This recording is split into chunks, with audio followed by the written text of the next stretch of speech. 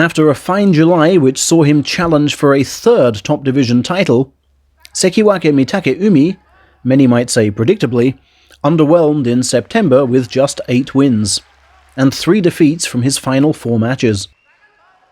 November simply had to be better, even the man himself must have thought. But right from day one, something was amiss. The number of face shots conceded against Onosho was unusual, and the match-saving dive resulted from coercion rather than a plan.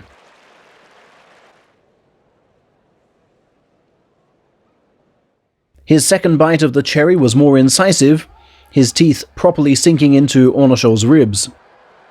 But the way he went down in the original match did not inspire confidence in his balance. Daieisho certainly knew it wouldn't pass his test.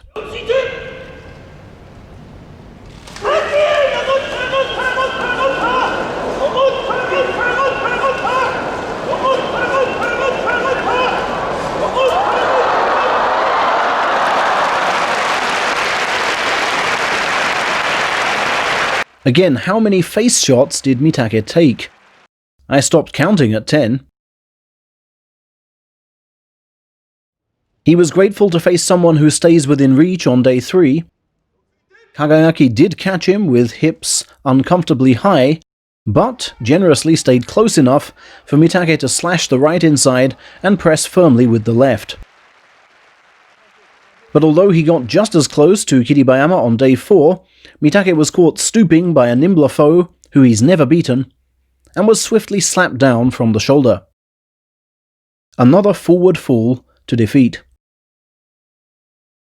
Against Toyo University junior Wakataka Kage though, he was supremely confident, blasting the right backwards and fully invading the left armpit.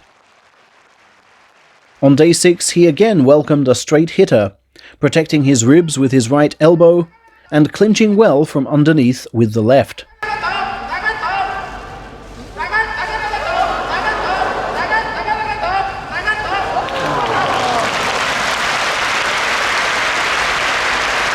Firm focus on a solid forward-leaning stance then saw him better Hokuto Fuji on day 7, with both arms getting inside and distance well minimized. And when this rousing show on day 8, garnished with an outer arm throw, led to the destruction of Tobizaru, Mitake looked odds-on for double figures. But then, something terrible happened. Perhaps he put too much pressure on his right leg here, perhaps it was something he did in training, or maybe he was getting pain-killing injections throughout the entire tournament. But whatever the case, he was reluctant to use his right leg against Myogiryu on day 9, drawing it back upon initial impact and offering no resistance thereafter. On day 10 against Koto Shoho, he was knocked off balance with embarrassing ease. As fine a prospect as Shoho may be, Mitakeumi shouldn't be losing to him just yet.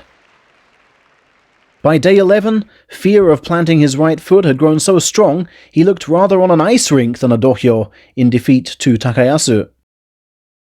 While this day 12 match with Terunofuji was over in 3 seconds, with the right encroachment and parry tactic of September clearly no longer an option. The leg was again dragged out of action on day 13 once Takanosho hit his pushing stride. While once Takakeisho hit his chest on day 14, the only way was back and out. That made it 6 defeats in a row for the first time since May 2017, and a losing score which shatters his Ozeki dreams. A final day thrustover of Takada Fuji was small consolation, and unlikely to save even his Sanyaku status. While Mitake must be praised for soldiering on despite the pain, it is concerning indeed to see his healthier leg now also feeling the strain. Might he have to consider losing weight to give those lower limbs a fighting chance in the years ahead? In 2 weeks' time, he'll be 28 and, still, at the very least, 3, if not 4, tournaments away from Ozeki. Join sumo after university, and your 20s pass by in a flash. This is Mitake's final chance to get the conditioning right.